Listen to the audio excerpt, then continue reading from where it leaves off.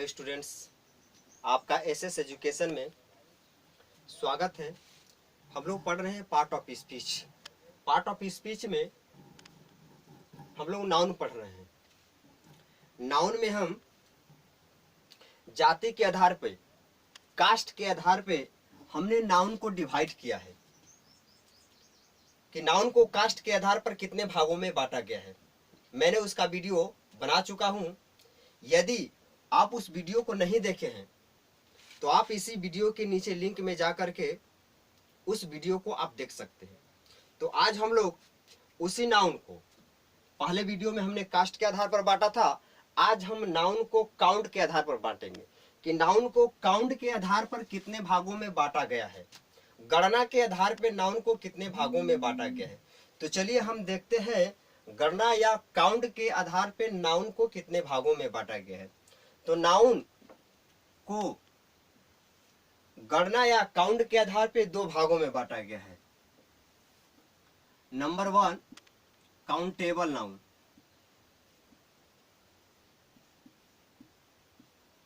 Countable noun. Number 2 है uncountable noun,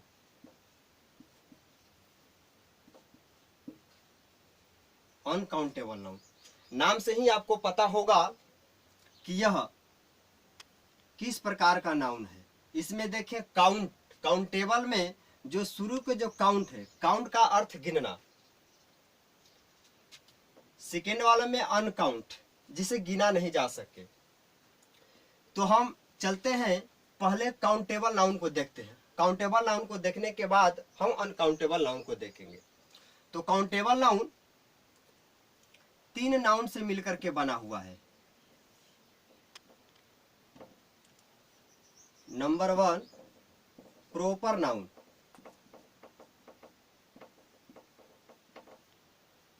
दूसरा है कॉमन नाउन, तीसरा है कलेक्टिव नाउन। Collective noun. तो इन 3 नाउन से मिलकर के काउंटेबल नाउन बना है। काउंटेबल नाउन जान लेते हैं कि होता क्या है। तो काउंटेबल नाउन का डिफिनेशन होता है, काउंटेबल नाउन का डिफिनेशन होता है the noun which can be counted is called countable.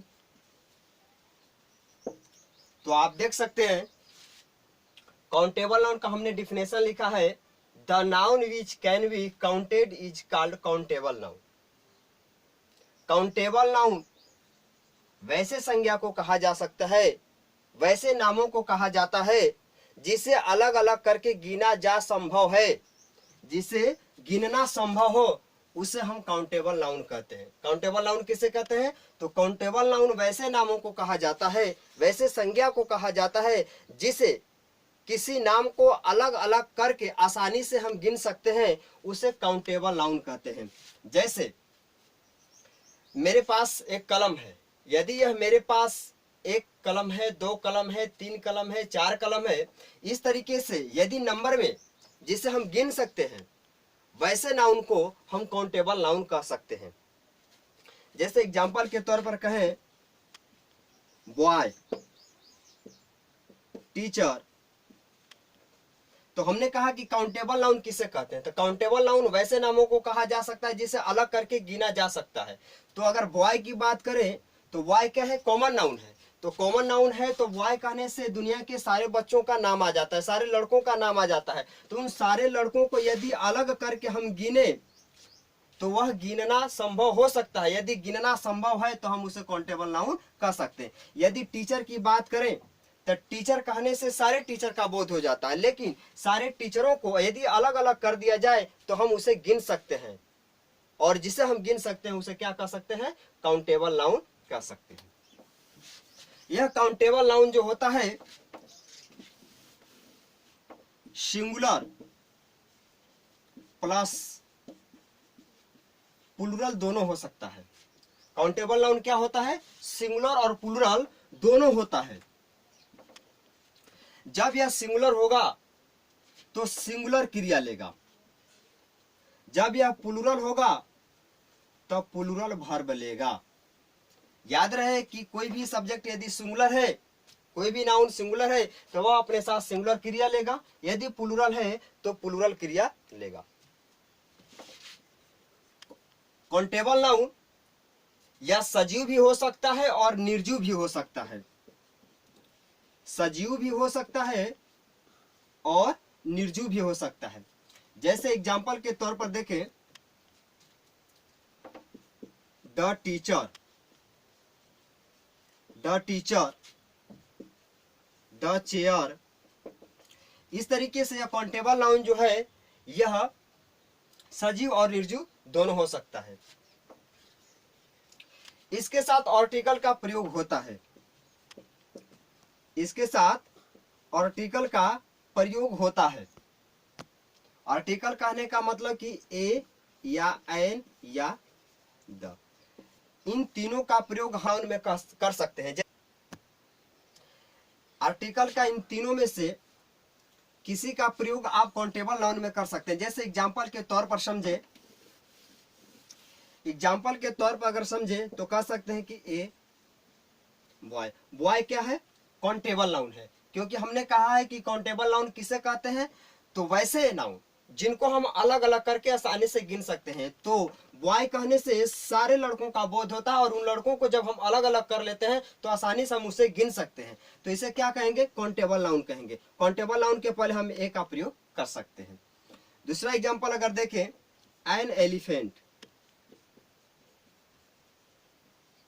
Elephant कहने से सारे एलिफेंट का बोध होता है और उन एलिफेंट को अलग अलग करके आसानी से गिना जा सकता है। तो उसके साथ हम एलिफेंट का पहला अक्षर वोवेल होते हुए हम एन का प्रयोग कर सकते हैं।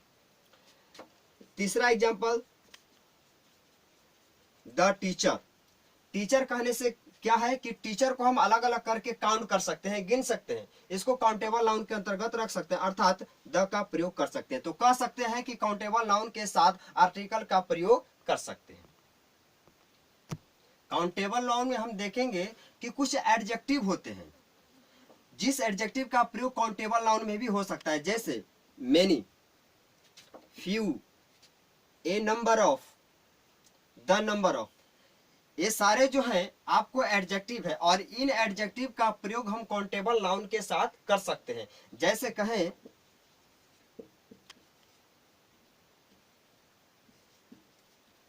फ्यू बॉय, तो इस तरीके से हम etc, तो इस तरीके से हम कह सकते हैं कि काउंटेबल नाउन के साथ हम कुछ एडजेक्टिव का भी प्रयोग कर सकते हैं। अनकाउंटेबल नाउन को, अनकाउंटेबल नाउन की अगर बात करें तो अनकाउंटेबल नाउन को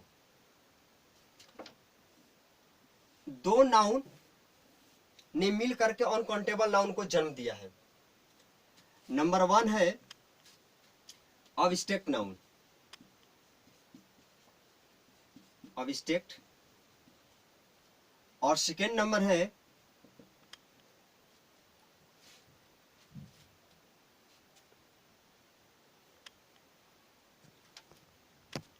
दूसरा नंबर है material noun.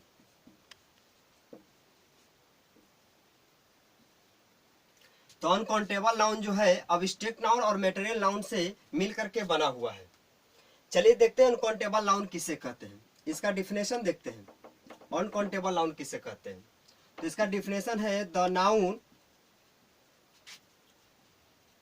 Which can not be counted is called uncountable noun.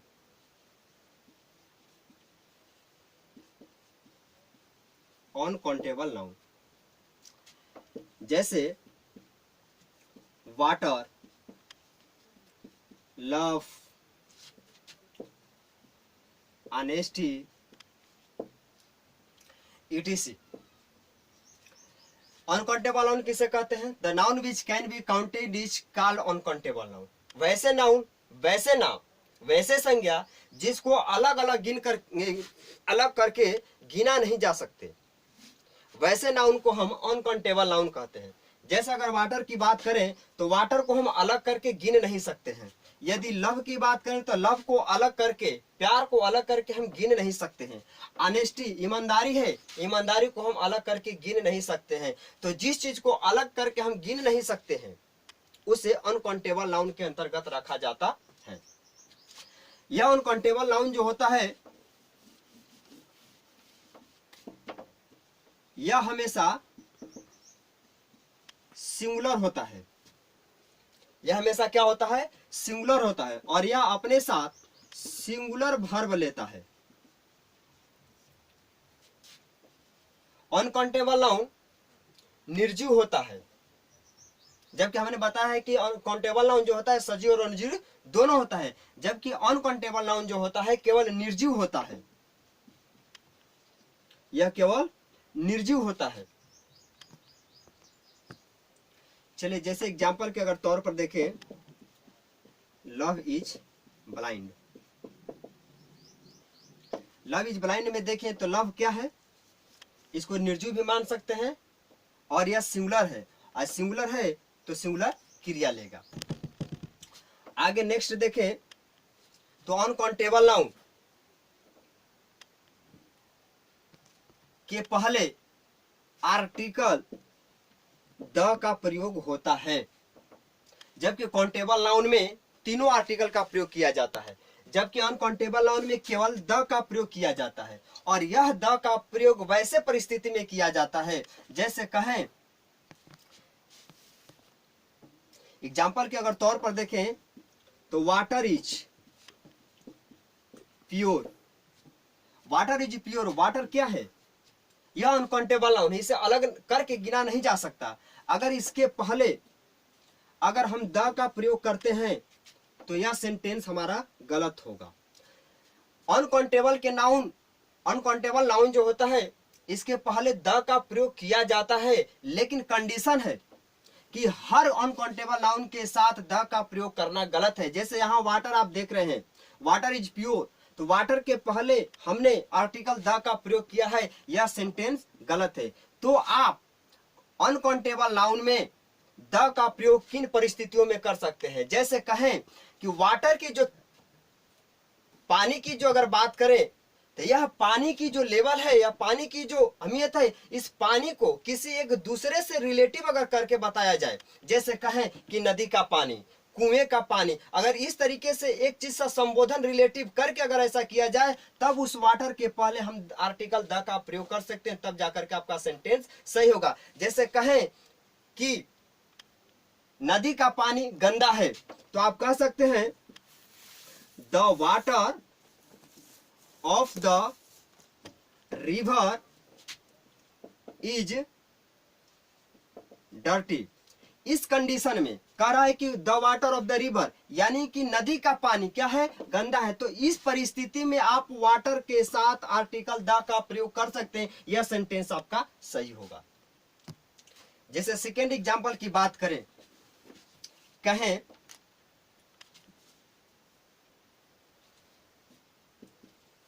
The love of Ram is truth. कह रहा है कि राम का प्यार सत्य है। तो इस तरीके से आप देख रहे हैं कि लव जो है अनकाउंटेबल नाउन है, और इसके पहले हमने किसका प्रयोग किया है?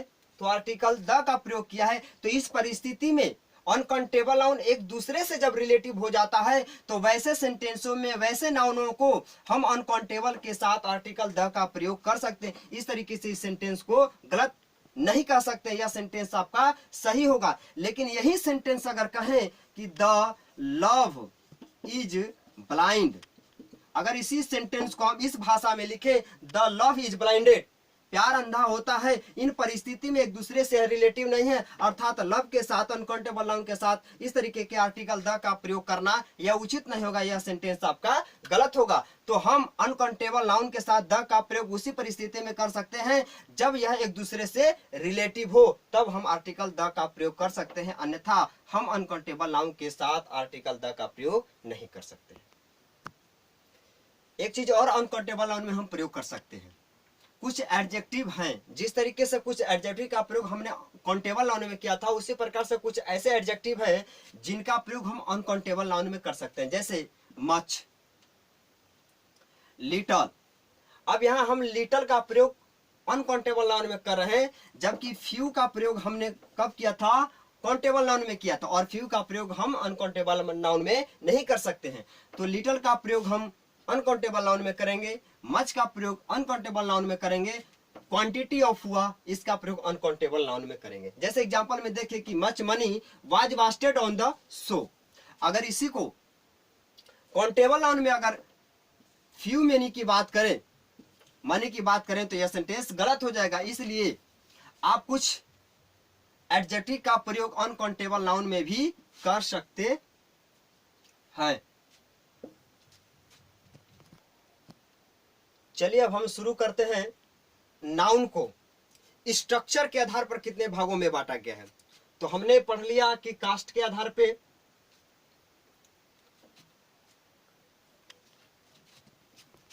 काउंट के आधार पे नाउन को कितने भागों में बांटा गया है।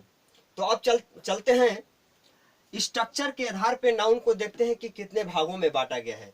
तो स्ट्रक्चर के आधार पे, संरचना और बनावट के आधार पे, ढांचा के आधार पे नाउन को दो भागों में बांटा गया है।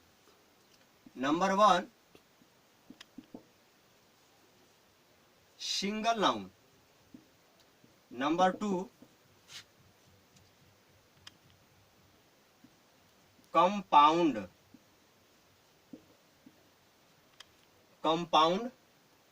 नाउन।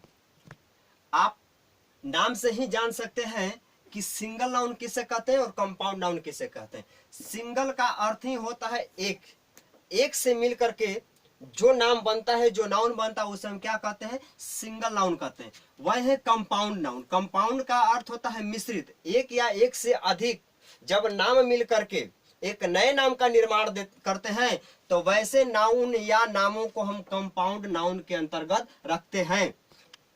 चलिए तो हम देखते हैं सिंगल नाउन किसे कहते हैं और कंपाउंड नाउन किसे कहते हैं। तो सबसे पहले हम सिंगल नाउन को देखते हैं कि सिंगल नाउन किसे कहते हैं। चलिए तो देखते हैं सिंगल नाउन किसे कहते हैं। आप देख सकते हैं कि सिंगल नाउन की डिफिनेशन मैंने दे दिया है, a noun that gets only one word और इट्स फॉर्मेशन।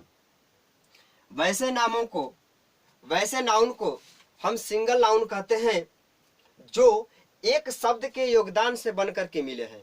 वैसे शब्दों को हम सिंगल नाउन के अंतर्गत रखते हैं, जैसे गर्ल, पेन, बॉय। ये जो शब्द हैं यह केवल बॉय, केवल लड़के से मिलकर के बने हैं। गर्ल एक लड़की से मिलकर के बनी है, पेन कहने से एक पेन का बोध हो रहा है। तो यह जो है एक नाउन से या एक नाम से मिलकर के बने हैं। वैसे नामों को हम सिंगल नाउन के अंतर्गत रखते हैं, वैसे नामों को हम सिंगल नाउन कहते हैं। चलिए तो देखते हैं कंपाउंड नाउन। मिश्रित वाक्य नाउन किसे कहते हैं? आप देख सकते हैं डिफिनेशन इसका, a noun that gets more than one word for its formation. कहने का मतलब कि वैसे नाम, वैसे संज्ञा, वैसे कंपाउंड नाउन जो एक वर्ड से अधिक मिल करके, एक शब्द से अधिक जो शब्द हो मिल करके एक नए वर्ड का निर्माण करते हैं, वैसे वर्डों को, वैसे नाउन को, वैसे नामों को हम कंपाउंड नाउन के नाम से जानते हैं। जैसे कहें father in law. Father in law अगर कहें तो फादर क्या है? एक वर्ड है। इन क्या है? एक वर्ड है। लॉ क्या है? तो आप देख सकते हैं कि कंपाउंड नाउन में एक अलग अलग वर्ड, एक से अधिक वर्ड मिलकर के एक नए वर्ड फादर इन लॉ का निर्माण किए हैं। तो ऐसे वर्ड जो एक से अधिक वर्ड आपस में मिलकर के एक नए वर्ड का निर्माण करते हैं, वैसे वर्डों को हम कंपाउंड नाउन के अंतर्गत रखते हैं, वैसे नामों को हम कंपाउंड नाउन कहते हैं। जैसे आप देख सकते हैं कि फादर जो है यह एक वर्ड है, इन क्या है, एक वर्ड है, ला क्या है, एक वर्ड है। तो हमने आपको पिछले वीडियो में हमने बता दिया है कि लेटर किसे कहते हैं, वर्ड किसे कहते हैं, सेंटेंस किसे कहते हैं। तो एक बार मैंने जिक्र कर देते हैं कि वर्ड किसे कहते हैं। तो हमने बताया था लेटर जो अक्षर होता है, एक से अधिक अक्षर जब आपस में मिलते हैं तो वह जो आपस में मिलते हैं तो वह एक वर्ड का निर्माण करते हैं। तो आप देख सकते हैं कि अल्फाबेट के जितने इसमें अक्षर हैं, अलग अलग अक्षर हैं, एफ है, ए है, टी है, एच है, ई है, आर है, यह सारे के सारे अक्षर मिलकर के, सारे के सारे लेटर मिलकर के एक नए वर्ड का निर्माण किए हैं। तो जब एक से अधिक लेटर आपस में मिलते हैं और एक नया मीनिंग देते हैं तो वैसे नामों को हम क्या कह सकते हैं, वर्ड कह सकते हैं। तो देख रहे हैं फादर क्या है, एक से अधिक लेटर का मेल है, इन क्या है, एक से अधिक लेटरों का मेल है, ला क्या है, एक से अधिक लेटरों का मेल है। तो इस तरीके से हम कह सकते हैं कि एक से अधिक वर्ड आपस में जब मिलते हैं एक नए वर्ड का निर्माण करते हैं तो वैसे वर्डों को, वैसे शब्दों को, वैसे नामों को हम कंपाउंड नाउन कहते हैं। चलिए, तो कंपाउंड नाउन को अगर बात करें तो कंपाउंड नाउन को दो भागों में बांटा गया है। पहला है compound noun with hyphen, number 2 है compound noun without hyphen. Hyphen कहने का मतलब कि किसी दो सेंटेंसों के बीच में गैप, जैसे अभी हमने एग्जांपल एक बताया है फादर इन ला, तो यह जो बीच में जो चिन्ह आ रहा है, जो मार्क आ रहा है, इसी चिन्ह और मार्क को हम क्या कह सकते हैं, हाइफन कह सकते हैं। तो कंपाउंड नाउन को दो भागों में बांटा गया, एक कंपाउंड नाउन विथ हाइफन और एक है कंपाउंड नाउन विदाउट हाइफन।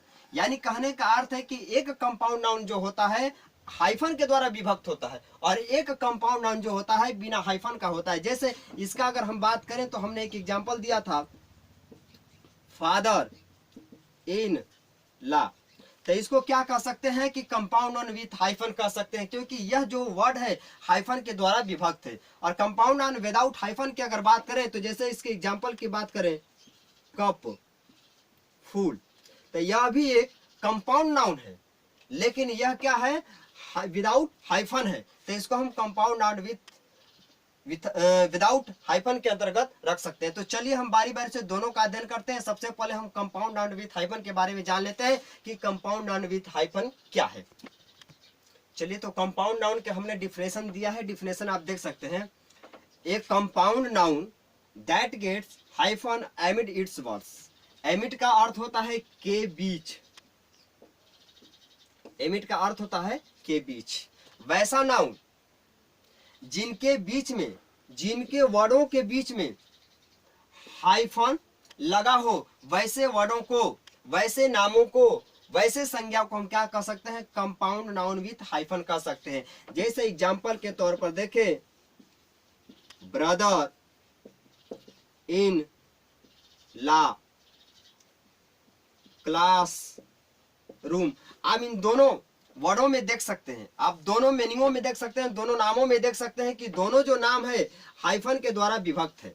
तो जो वर्ड हाइफन के द्वारा विभक्त है उसे कंपाउंड नाउन विथ हाइफन के अंतर्गत रख सकते हैं। दूसरे एग्जांपल में भी आप देख सकते हैं कि क्लास और रूम के बीच में हाइफन का चिन्ह दिया हुआ है। तो ऐसे वर्डों में, ऐसे नामों में यदि हाइफन लगा हो तो वैसे जो हाइफन युक्त हो, हाइफन लगे हो वर्डों के बीच में, वैसे नाउन या वर्ड को हम कंपाउंड नाउन विथ हाइफन के नाम से जानते हैं।